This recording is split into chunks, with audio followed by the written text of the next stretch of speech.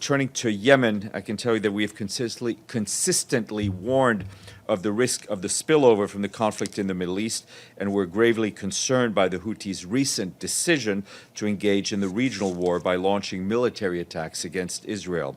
We urge the Houthis to refrain from any further involvement and instead engage in diplomatic and mediation efforts, particularly through the UN Special Envoy Hans Grundberg.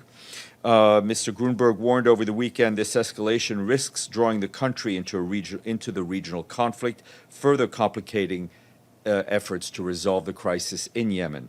We emphasize that international law, including international humanitarian law, must be respected by all parties at all times. We also underscore that Security Council Resolution 2768 and related resolutions on attacks against merchant and commercial vessels must be fully upheld. We remain committed to advancing a just and sustainable peace in Yemen. This requires all parties to prioritize the interests of the Yemeni people and further avoid entanglement in regional confrontation.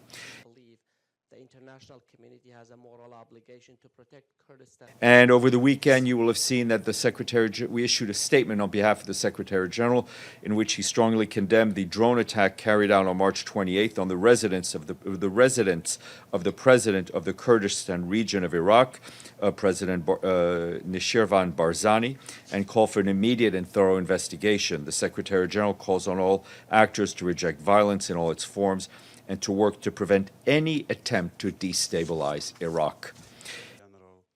And the U.S. administration, it seems that. And turning to the occupied Palestinian territory, our humanitarian colleagues at OCHA received reports over the weekend of airstrikes and shelling hitting residential areas in Gaza, as well as a fatal shooting by Israeli forces and other attacks by settlers in the West Bank.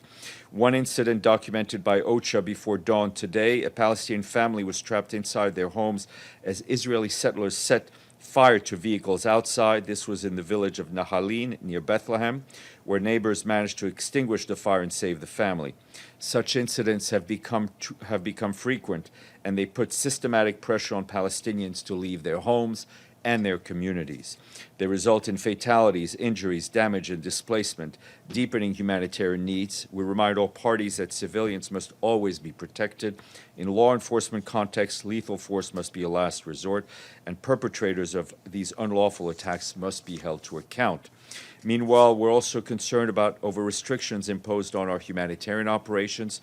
Today, international NGOs confirmed their intention to proceed with a petition to the Israeli High Court of Justice challenging the new Israeli registration system, which further restricts their ability to operate not only in Israel but also in the occupied Palestinian territory. NGOs, as we've often said, play a critical role in the humanitarian response. In the occupied Palestinian territory, international NGOs have collectively delivered some $1 billion in assistance every year. OCHA says the prohibitive registration requirements are among several measures undermining people's access to humanitarian services.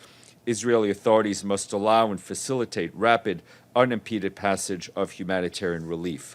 They must reverse policies that obstruct humanitarian operations and ensure that humanitarian organizations are able to operate without compromising humanitarian principles.